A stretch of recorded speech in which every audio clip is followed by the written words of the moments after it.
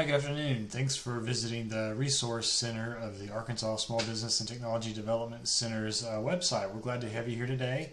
And this video that you've clicked on is all about financial reports, what they are and why you need them. So this video is going to address the big three financial reports that all businesses need to have in order to know what their financial health is, and be able to make decisions moving forward, and that other outside parties are going to be interested in as well.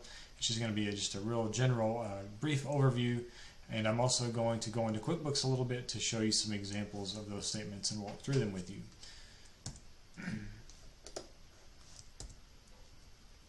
So a little bit about the ASBTDC real quick. All of our services are complimentary, and we do also offer one-on-one consulting if you want to get in touch with us. And here's our contact information on the screen.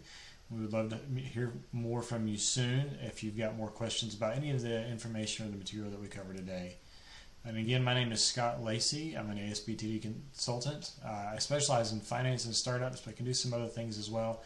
We've also got a whole team on staff here at the ASBTDC that can help with everything from marketing and market research to strategies, some sales help, and just general business buying and selling and those kinds of things if you're interested.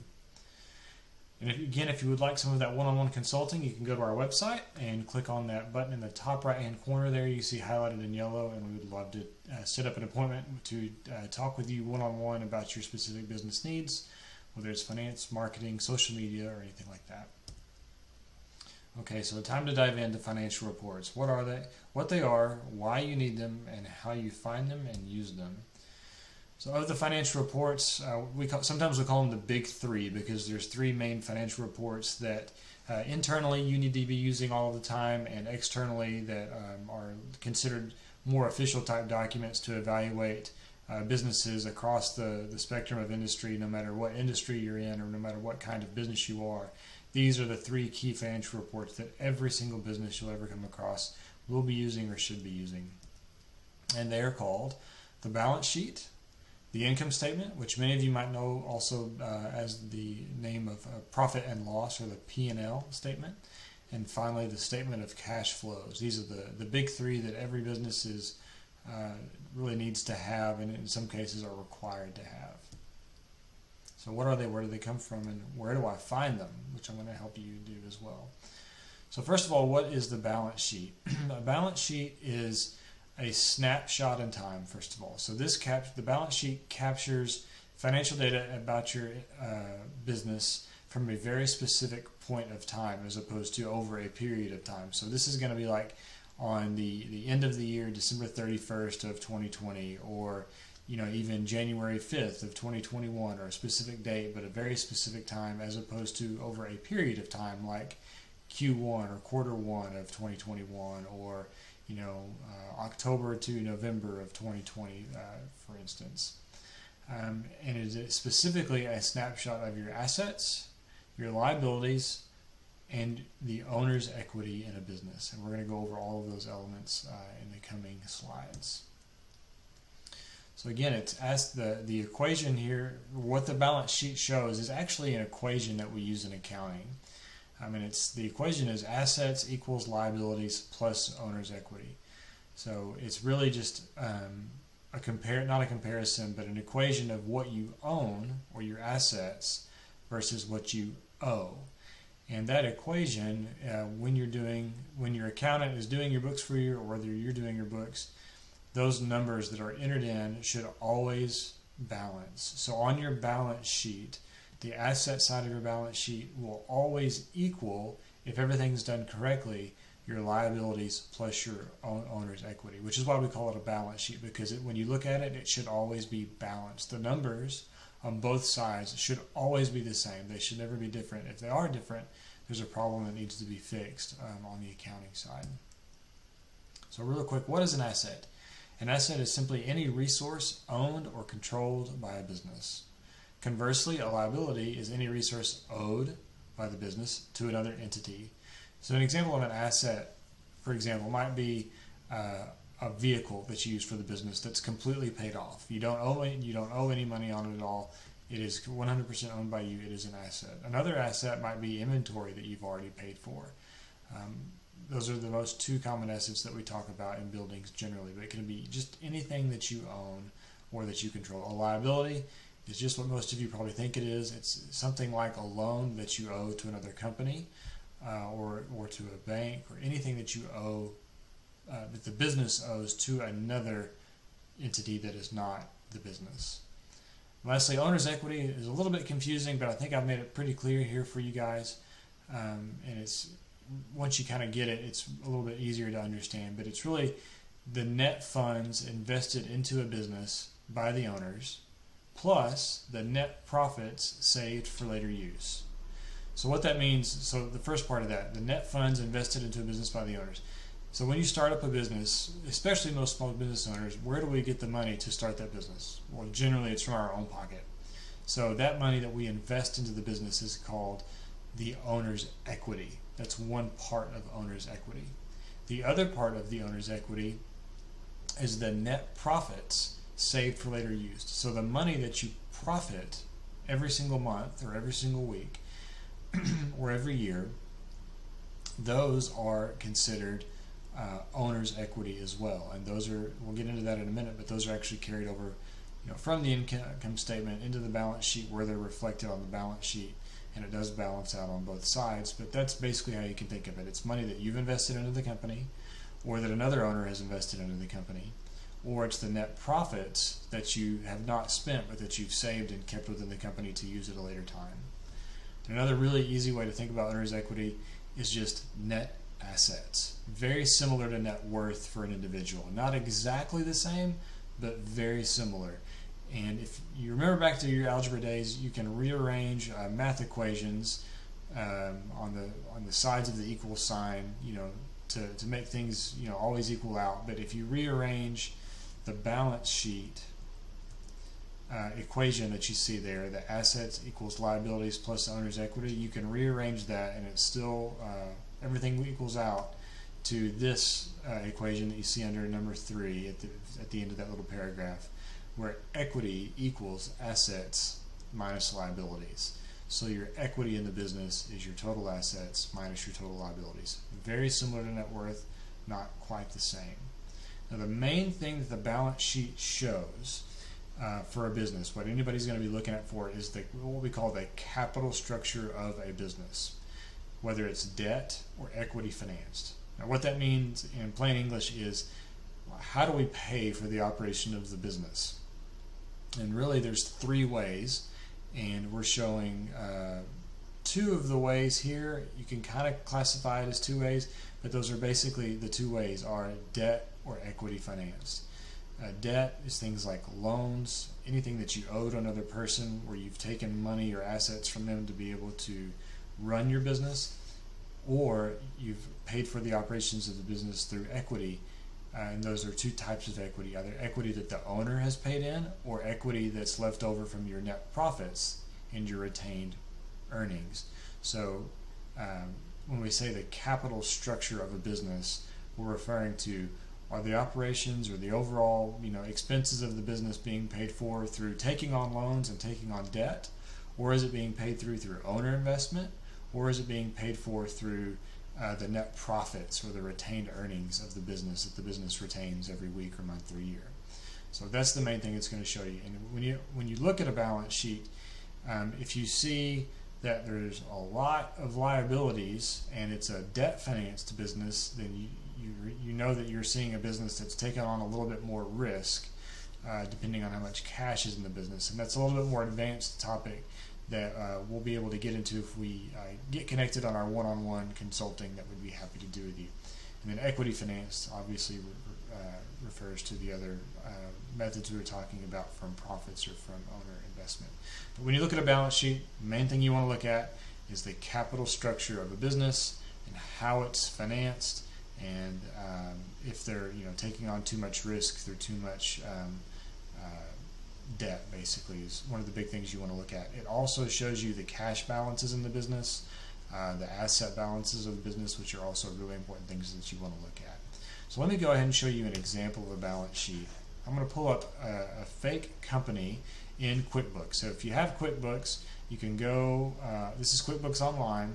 I'm using a version called Test Drive. You can go down to Reports, click on Reports, click on the balance sheet right there in your reports, And this pulls up a balance sheet. So this is as of May 6th, 2021. So this is, today for this imaginary company, Craig's Design and Landscaping Services. And you'll see it's organized first with the assets, and then you've got your liabilities and owner's equity down here. And if you see right here for your total assets, 23,436.29, according to our equation, that should equal our liabilities and owner's equity, and it does. So we know everything's being done correctly in here. And what I can see in here, my assets, which is my cash, in my checking and my savings accounts. Accounts receivable is another asset, and then my inventory, another asset here for $596, and then other cash funds that I've got that aren't deposited, and other assets here. Those are all of my assets. And then my liabilities. This is showing my accounts payable, credit cards, taxes payable, and those kinds of things. And then equity, the amount invested by the owners, my retained earnings from my profits, and all of that comes out here. So that shows you just a quick overview of the balance sheet. I know that was really fast, but again, we would love to talk with you one-on-one to do more consulting about this. Okay, so back to our financial reports. The next of the big three financial statements is the income statement. And the income statement is simply a measure of your profitability during a defined period of time. So it's basically how much money you're making off of the product that you're selling, given the expenses that you have. So it's the profitability during a defined period of time, which would mean your sales minus your expenses over a period of time like Q1 or 2020 or even just one day like yesterday. And the very, very basic equation that you use to figure out your profitability on your income statement is your revenue minus your expenses equals profit. That is how the income statement is structured, with your revenue at the top, then followed by your expenses, then followed by your profit. And we're going to go over that in QuickBooks as well. There's 3 sections. The very first section you'll see at the top is your revenue, or your total sales, minus your cost of goods sold, which equals your gross profit. Then the next section you'll see on your income statement is your gross profit minus your expenses, which equals your net operating profit. And so you're probably asking, what's the difference between cost of goods sold in A and expenses in B? The cost of goods sold is the price that you pay for the goods that you sell.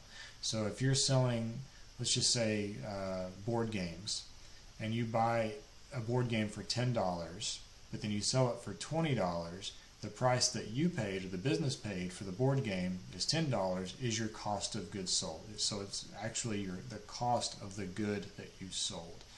And that's different from the expenses in Part B, whereas the expenses are things like your marketing expense, or your rent, or your mortgage, or your salaries of your salespeople sometimes, or your floor workers, your internet expense, your website expense, those kinds of things. All the other expenses that are not your cost of goods sold for your business.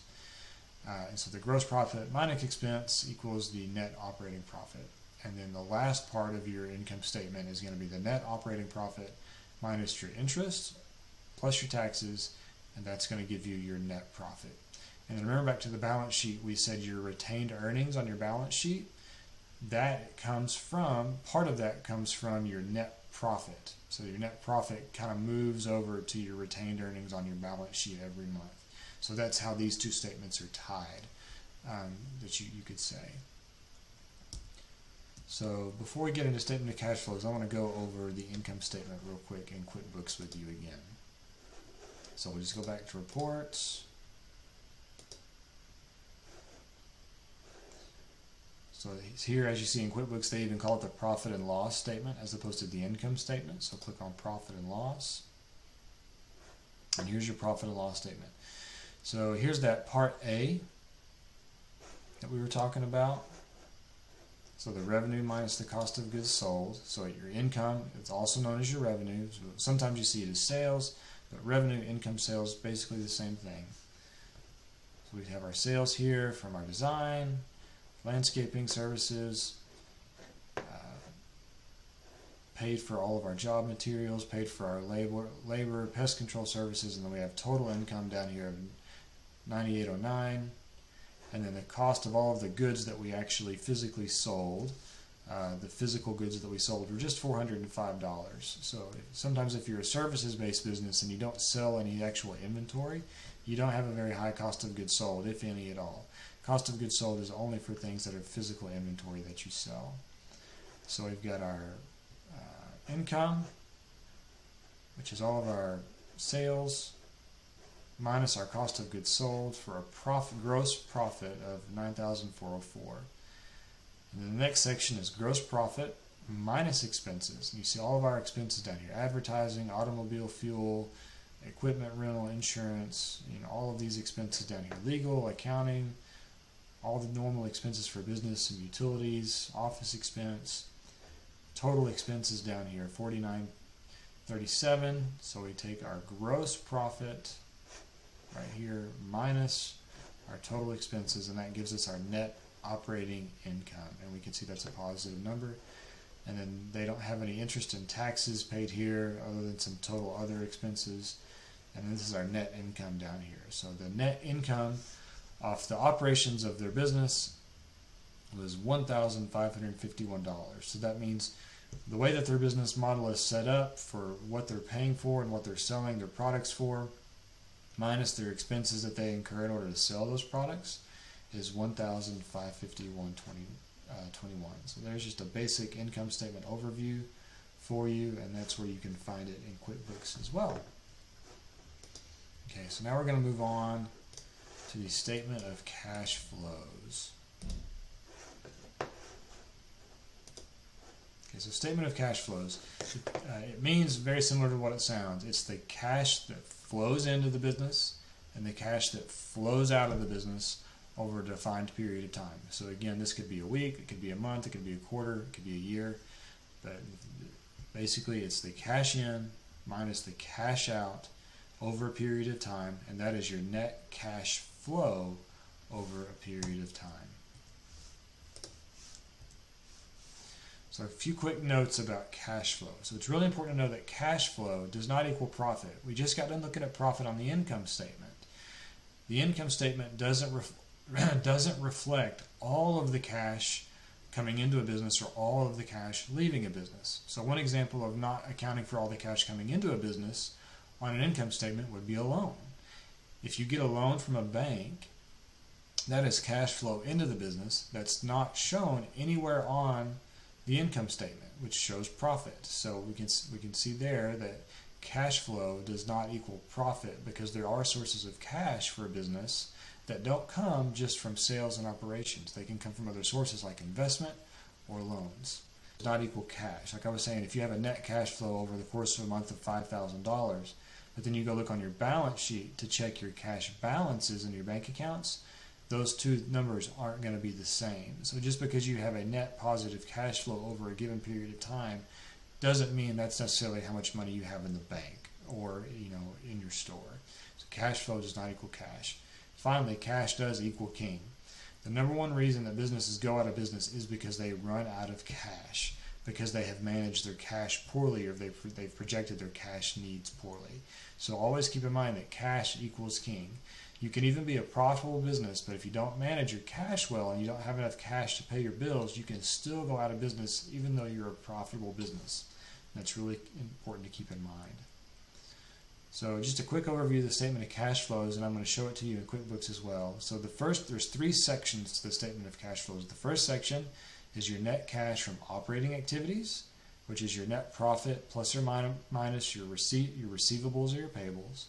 The second section is from your investing activities, and those are things like when you purchase property, or when you purchase like a manufacturing plant, or if you purchase equipment, that you're investing in those things, you've paid for those things, and they're giving you a return on that investment. So those are your net cash from investing activities. And the last part is your net cash from financing activities, which covers your loans or your owner investment. And if you add the net of those three things together, you're going to get your net cash flow over a period of time. So let me show you that statement of cash flow in QuickBooks. So QuickBooks Online, click this three lines over here, and then click Reports. And then Statement of Cash Flows is what you're looking for. So this is going to be January 1 to May 6, 2021 for this hypothetical business. So here we see the first part, our operating activities. So we've got our net income and all of our adjustments for our non-cash things that we have to make adjustments for to get our cash. So we have our net cash down here provided by operating activities, followed by net cash on investing activities, which you actually see as a negative here because we've paid for a truck, was what it looks like. And then our net cash from financing activities, which is also a negative, because these two tend to be outflows and your operating tends to be your inflows. And so then we see our net cash at the end of the period, our net cash our net cash increase for the period was actually negative 936. And our cash at the beginning of the period, so we had cash on hand January 1st of $5,000. Nets out to $4,000. So I do want you to notice that we've got over the course of this period, we actually had a net cash decrease. Even though if you go back and if you look at the profit and loss statements for this company for the last 4 months and 6 days, we were profitable, but somehow we had a net cash decrease, which is really interesting to note for this company. To summarize the balance sheet, it's your net assets, as we were discussing, and it really shows your capital structure of the business, whether you're debt or equity finance. It also shows your cash balances, your asset balances. It's really important to know for the overall health of the business. Second, we went over the income statement or the profit and loss statement. It's a measure of your profitability over a period of time. Finally, we finished with a statement of cash flows, which is showing the cash flowing in, and the cash flowing out over a given period of time for your business. And these are the big 3 financial statements that any company should have, and you can go and see them in your Quickbooks, as we showed there. Thank you so much for watching the video. Again, if you want that one-on-one consulting, you can go there. It's in the top right-hand corner on our website. Here's our website with our phone number. Thank you so much. Hope to hear from you soon.